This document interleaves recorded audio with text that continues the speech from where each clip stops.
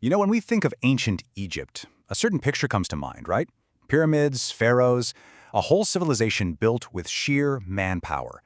But what if the story we've been told is only half the picture? What if the evidence they actually left behind points to something else entirely? Something of impossible precision and a level of technology that is frankly mind-boggling. So you've got this massive gap. On one side, we have the story we all learn in school, a Bronze Age culture, using simple copper tools and just a lot of muscle.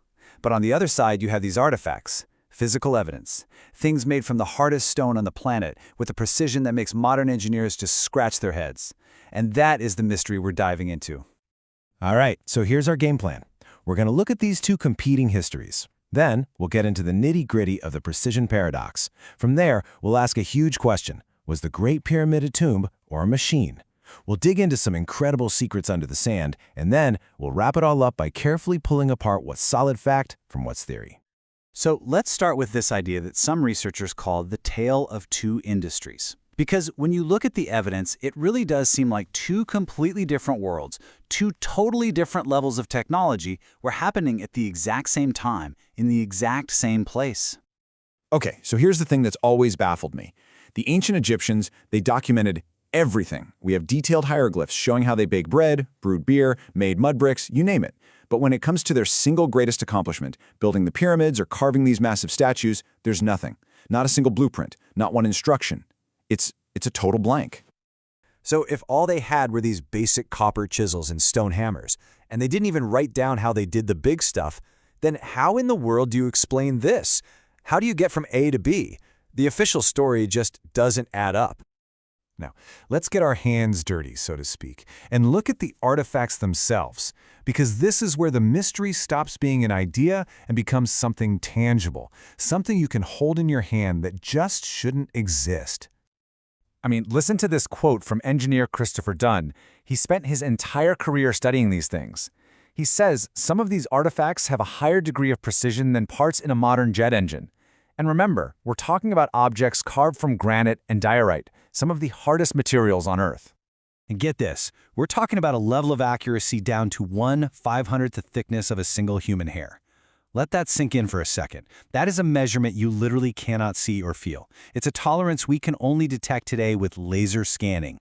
Whoever or whatever made these things was operating with a technology that worked on a microscopic level.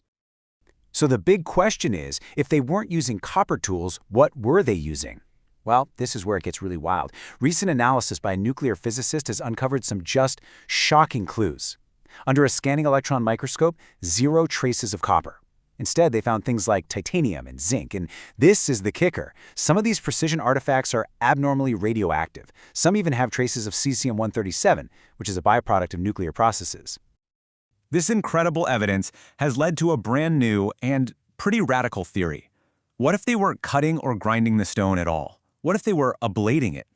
The idea is they used some kind of tool that emitted particles to basically vaporize the surface of the stone. It's a process we're only just now starting to explore today. And you know what? It would perfectly explain the insane precision, the total lack of tool marks, and of course, that strange radioactive signature. Okay, so this evidence of high technology isn't just in these small, intricate vases. It scales up, way up, to the point where you have to ask a really fundamental question about the most famous structure on Earth. What if the Great Pyramid was never a tomb at all? What if it was a machine? This is the Giza power plant theory. An engineer, Christopher Dunn, looked at the pyramid not as an architect or an archaeologist, but as a machinist, and he saw a functional device.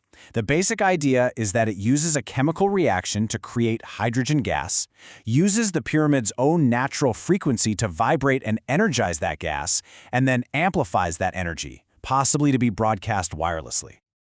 And before you dismiss this as just a wild guess, look at the details. The physical dimensions inside the pyramid seem to back it up. For instance, that northern shaft in the king's chamber, its dimensions are a perfect match to serve as a waveguide for the exact microwave frequency given off by energized hydrogen. That's not a coincidence. That's an engineering spec, hidden in plain sight for thousands of years.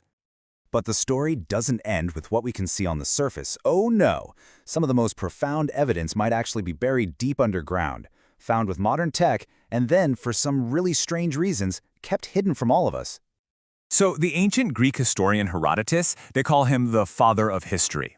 He visited Egypt, and he wrote about this absolutely massive underground complex. Thousands of rooms, so huge and intricate that he said it made the pyramids themselves look like a small project. For centuries, everybody just assumed he was exaggerating, that it was a myth. Well, in 2008, a team found it. Using ground-penetrating radar, they confirmed a giant structure was right where Herodotus said it would be. A massive discovery. And then, crickets. The findings were suppressed, the team was threatened. For years, one of the biggest archaeological discoveries of our lifetime was just officially denied. And deep inside this buried labyrinth, later scans by other independent teams not only reconfirmed the structure, but they found something that just doesn't belong. In a central chamber, about 180 feet down, they detected a 40-meter-long metallic object shaped kinda like a tic-tac. The lead technician said its material signature was, and I'm quoting here, "unlike anything I've seen in my entire career." Okay, we have just been through a ton of absolutely mind-blowing stuff. Artifacts that shouldn't exist, a pyramid that looks more like a machine, and a legendary structure found and then hidden. So let's take a breath and do the most important thing we can do right now. Separate the solid facts from the theories trying to explain them. This is so crucial. On the left side, we have the hard evidence, the raw data. These are the measurements, the material analyses, the radar scan results. These things are undeniable facts. Now, on the right, you have the explanations. And yeah, they're radical theories, but they exist for one reason: to try and explain the facts on the left that the simple, mainstream story of copper tools just can't handle. And so all of this leaves us with a huge and kind of profound question. We tend to think of human history as this straight, simple line of progress, from primitive to advanced. But what if that's not right? What if we're actually a civilization with a bit of amnesia, just now rediscovering the echoes of a lost chapter of our own story, one that was far more advanced than we ever dared to imagine? The mystery, it seems, hasn't been solved. It might have only just begun.